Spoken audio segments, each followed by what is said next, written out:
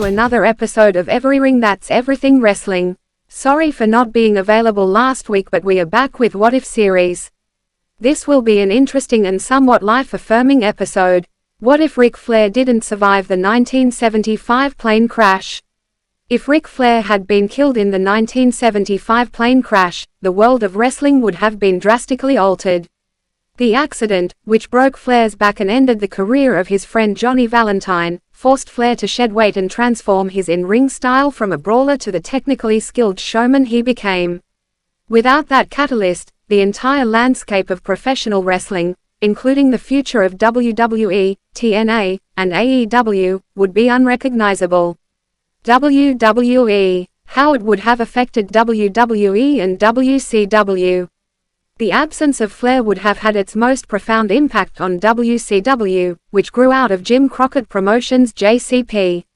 The rise of WCW. Promoter Jim Crockett built his national expansion of JCP in the mid-1980s around Flair as the NWA World Champion. Without Flair, the face of the promotion would have been a different star, potentially preventing it from competing effectively against the WWF, now WWE, during the 1980s wrestling boom. The Four Horsemen, the iconic Four Horsemen faction, formed in 1985 and led by Flair, cemented the careers of many involved and was a cornerstone of the NWA and WCW. Without Flair, the stable would never have existed, erasing decades of legendary wrestling storylines. A lesser NWO, Flair played a key role in the WCW vs NWO New World Order storyline in the mid-1990s as a babyface and leader of the reformed Four Horsemen. The feud, and the subsequent Monday Night Wars, would have lost one of its most critical and compelling characters. WWE's late career boost, Flair's impactful return to WWE in the 2000s would not have happened. This means no formation of the influential Evolution stable with Triple H, Randy Orton, and Batista. He also would not have had his legendary retirement match against Shawn Michaels at WrestleMania 24 2008. To a further extent, Ric Flair's impact on WWE is vast. The Hall of Famer was a wrestling icon, so it will be impactful if he never had a presence. One of the biggest impacts is not giving the world Charlotte Flair, which the domino effect would have impacted the women's division. Imagine not having her, no horsewomen and possibly no Evolution, so that alone would alter the direction of the whole wrestling universe. Aside from that, no Ric Flair would have altered WWF in 1991 to 1993. He played a pivotal role in the world title picture, feuding with Hogan and Macho Man Randy Savage. Then his return in 2001 to 2009, had a feud with Vince McMahon. As mentioned, leading to the retirement match with Shawn Michaels.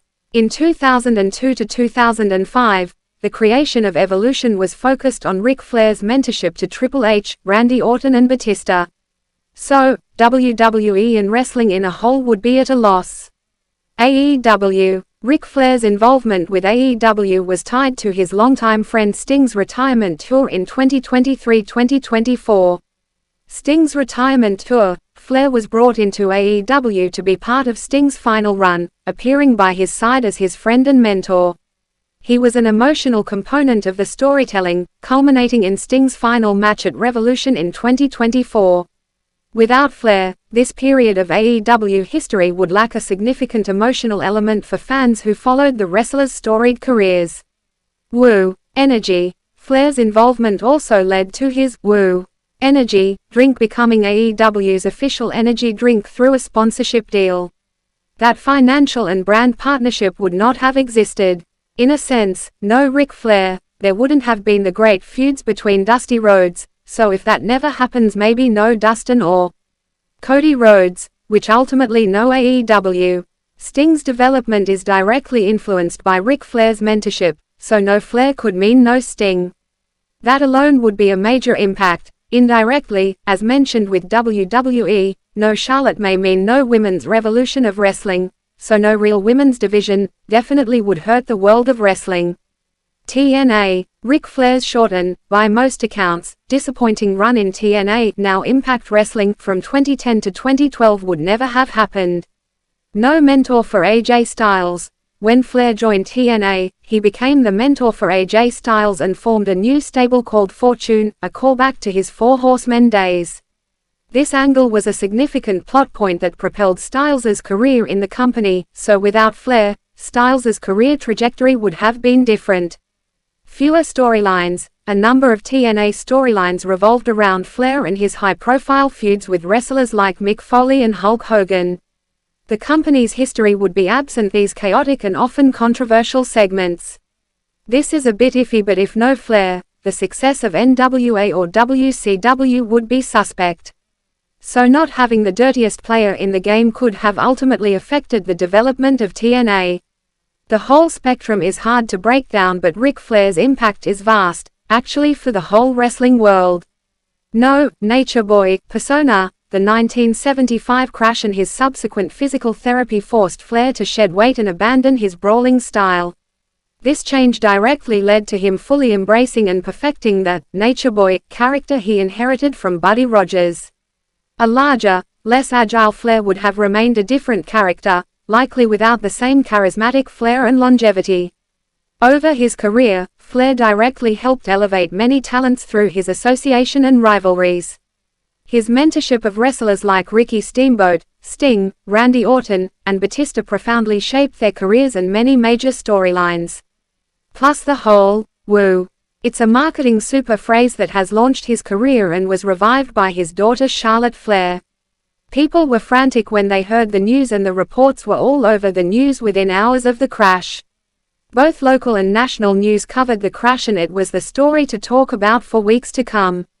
The 16-time world champion was a major player in the evolution of wrestling, regardless of company. Had he died, many things would have been affected.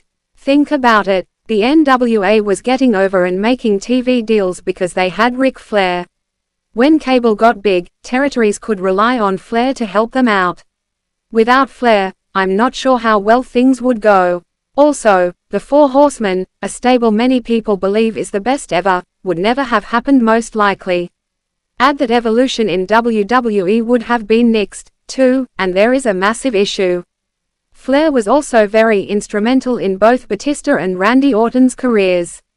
In TNA, he helped out the careers of TNA originals AJ Styles, Kazarian, James Storm and Robert Roode in Fortune.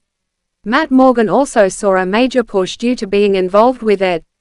Not to mention, he helped elevate people such as Ricky Steamboat and Sting with rivalries the guys had together. When you think about it, Flair dying in that 1975 plane crash would have led to us not having the pro wrestling we see today, or even some in the past. Well, that's another episode of EveryRing. That's everything wrestling. Now to Arvid and the discussion. So much is going on, so enjoy. How was a great worlds collide with AAA and WWE? It starts with the honoring of the past. First match, Laredo Kid, Mascarita Sagrada, La Parca, Octagon Jr. vs. the LWO, Vince Dorado, Mini Abismo Negro in a 8-man tag team match. The LWO breaks up the submission. Sagrada tags in Octagon. Octagon with a springboard enziguri. Toro with a running enziguri. Parca responds with the roll-through cutter. Dorado slaps Parca in the chest. Parca whips Dorado across the ring. Dorado hits the golden rewind. Parca launches Dorado over the top rope. Parca slaps Dorado in the chest. Dorado with the Asai moonsault. Octagon with the flying crossbody block to the outside. Toro follows that with the tornillo. Kid clears to the crowd. Kid delivers a double tornillo. Wild runs interference. Wild with the slingshot splash onto the ramp. Sagrada dropkicks Negro. Negro reverses out of the Irish whip from Sagrada. Sagrada connects with the tilt-a-whirl roll-up to pick up the victory. Winner, Laredo Kid, Mascarita, Sagrada, La Parca, Octagon Jr. via pinfall. Second match, Natalya vs. Fabi Apache in a number 1 contenders match for the AAA Arena de Arenas Championship. Apache applies a body scissors hold. Natalya and Apache are trading back and forth shots. Natalya is raining down haymakers. Apache headbutts Natalya. Apache applies the guillotine choke. Natalya with a double leg takedown. Natalya applies the ankle lock. Apache reverses the hold. Natalya kicks Apache towards the corner. Natalya goes for the discus lariat, but Apache counters with another big boot for a 2 count. Apache mocks Natalya. Natalya blocks the sharpshooter. Apache with the Okono roll for a 2 count. Apache goes for another quick roll-up, but Natalya rolls her over to pick up the victory. After the match, Natalya gets into another scrap with Apache. Winner, Natalya via pinfall. Third match, Pagano and Psycho Clown, C, vs The New Day with Xavier Woods for the AAA World Tag Team Championship. Haphazard events where Grayson Waller, Big G, was walking the champions. Psycho Clown created chaos against Xavier Woods where he leaves New Day alone. Pagano and Psycho Clown then took over to retain the gold. Winner, Psycho Clown and Pagano retain. As celebration started, the Wyatt Six entered the picture and decimated the champs, the airy scene with Wyatt Six holding all the tag gold. Fourth match, the Judgment Day with Raquel Rodriguez vs Mr. Iguana and Lola Vice. Mixed match with puppets at play, a very fun match that pretty much had it all, the highly anticipated fight between Demonito and La Scala. Chaos arose as the puppets got involved, as Mr. Iguana and Finn Balor take each other off the battle, leaving Lola and Roxanne. Vice went beast mode and dominated the Iron Prodigy. Winner, Lola Vice and Mr. Iguana. Fifth match, El Hijo de Dr. Wagner, C, vs Dragon Lee vs Ethan Page vs JD McDonough in a fatal 4-way match for the AAA Latin American Championship. The fatal 4-way was exactly what fans anticipated for non-stop action. All 4 stars looked amazing. Dragon Lee was the MVP, even though he didn't win. As things were rewinding, Ethan Page was poised to win, but Dr. Wagner found a way to win and retain the gold. Winner, El Hijo de Dr. Wagner. Main event, El Hijo del Vikingo, C, vs Dominic Mysterio for the AAA Mega Championship. The highly anticipated match lived up to the hype. Dirty Dom called to his ancestors to gain advantage. As match progressed, referee gets knocked out, so El Grand Americano made his way to the ring. As the referee tried to keep everyone honest, but things just came unglued. Dirty Dom puts on his mask and El Grand Americano throws the loaded piece of metal, everything off the wall. 3 amigos, Froggy Slash. And new AAA Mega Championship winner, Dirty Dom Mysterio. What a wonderful night. Congrats to Dirty Dom as the new AAA Mega Championship. Well, another great night of wrestling. As always, let's enjoy the renaissance of wrestling. Hello everyone, this is the discussion for EveryRing, that's everything wrestling. There is a lot to go through because last week we were on hiatus. Congrats are in order for MJF.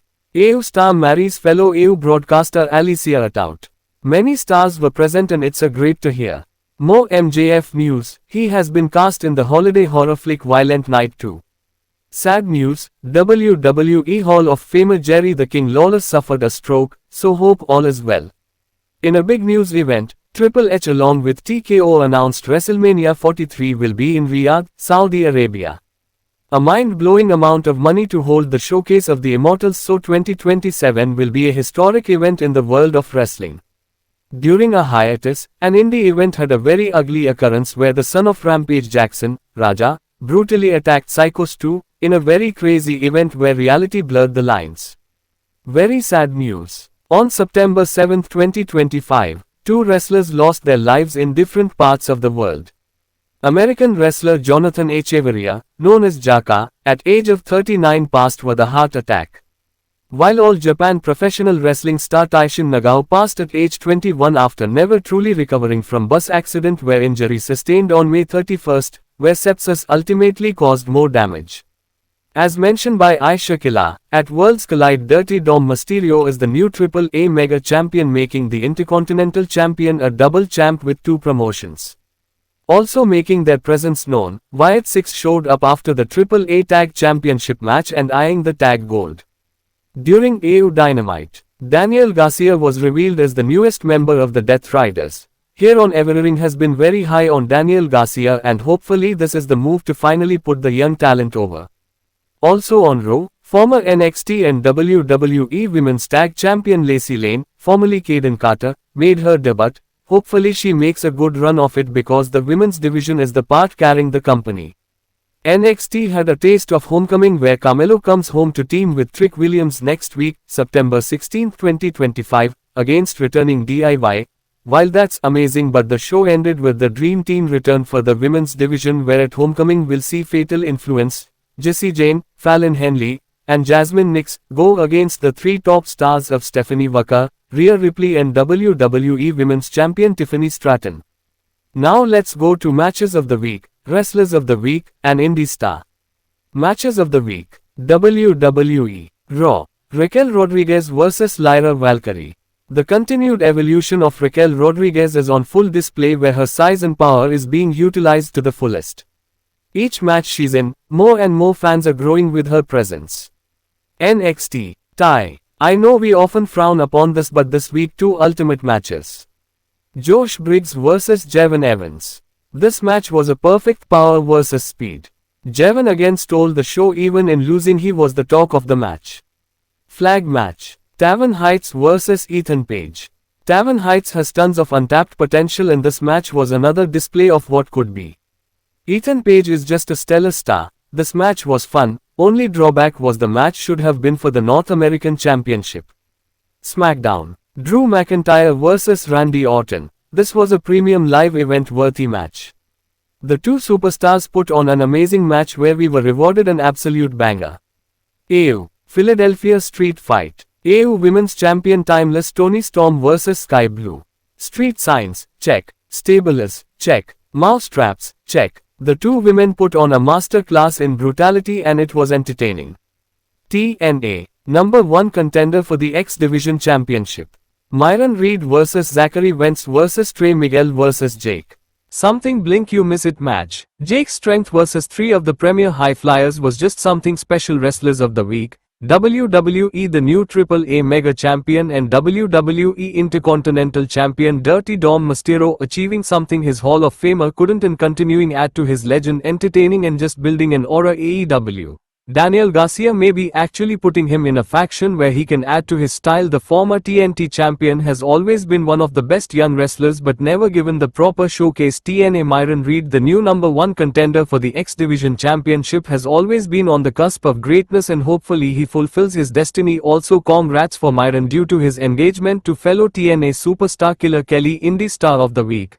Tiberius Asante, the 6'7" monster, is the prototype of a big 1CW and ATCW. The man monster is the perfect blend of power and athleticism. Indie wrestling is getting hotter, and it's due to superstars like the man monster Tiberius Asante. Like always, enjoy the era we are enjoying. Chalo kushti karate hain.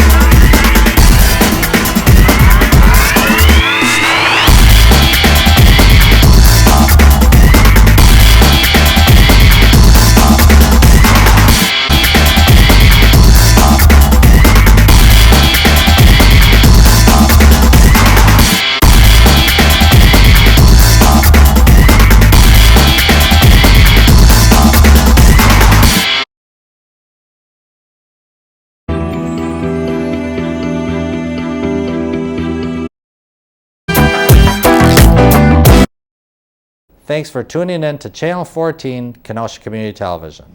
Remember to tune into my program, Just Talkin', shown right here, Tuesday and Wednesday nights at 8:30 p.m. until 9 p.m. on Channel 14. On the program, we cover community events, talk to nonprofit organizations, and who knows, we may bump into a celebrity now and then. So remember to tune in to Just Talkin' Tuesday and Wednesday nights at 8:30 p.m. right here on Channel 14. Kenosha Community Media. For years, we have informed, entertained, and performed community services for the city of Kenosha. Kenosha Community Media is your television station where you are the star, creator, and performer. To contact us, 262-564-6103. Website, kenoshamedia.org. EveryRing That's Everything Wrestling is carrying out the tradition that was brought to you by Diablo Angelico and Danger Dan. The show must go on. Mondays at 5 p.m. and Fridays at 6 p.m. on Kenosha Community Media. Channel 14 with Spectrum or on Roku KCM streaming. With EveryRing That's Everything Wrestling will keep you updated and informed. Mondays at 5 p.m. Fridays at 6 p.m. Tune in and enjoy wrestling. The renaissance of wrestling is occurring as we speak, so be part of sports entertainment. Each week you can see the discussion with topics, wrestlers and matches of the week. Looking at the big three WWE, AEW and TNA. So if you enjoy wrestling and everything that makes wrestling special, tune in KCM 14 on Mondays at 5 p.m. and Fridays at 6 p.m. EveryRing That's Everything Wrestling. Boinker's Cartoon Apocalypse, where classic cartoons are revisited. Saturday at 10 a.m. and Sundays 10:30 a.m. If you enjoy classic and rare cartoons, you go to show. Nigel the Yeti is taking the reins while Mr. Boinkers add to the programming. The likes of Betty Boop, Popeye, Porky Pig, Daffy Duck, Mickey Mouse, Oswald the Lucky Rabbit, Felix the Cat and so much more. On Kenosha Community Media Channel 14, sit back with friends and family and relive the magic of morning cartoons. Wake up, gather the family and enjoy cereal and relive one's youth. Mr. Boinker's Cartoon Apocalypse, where whimsy is part of the magic. Join the other circus freaks where cartoons were fun and artistic. Every Saturday at 10 a.m. and Sunday at 10:30 a.m. Enjoy what made mornings special. Mr. Boinker's Cartoon Apocalypse, where classics fill the time. What the heck are we watching? Movie reviews without pompous and pretentious critics who have agendas. Kenosha Community Media, Fridays at 5 p.m. and Saturdays at 10:30 a.m. Cinephiles who like movies for entertainment and not rants and raves who make the audiences feel bad for themselves. Weekly discussion on movies and with no alternatives. The movie reviews are to help audiences to make their decision. Not only are modern movies reviewed but a discussion on hidden gems, where good movies that have fallen through the cracks and forgotten. So before you go out, check out What the Heck Are We Watching? On Kenosha Community Media Channel 14. Fridays at 5 p.m. and Saturdays at 10:30 a.m.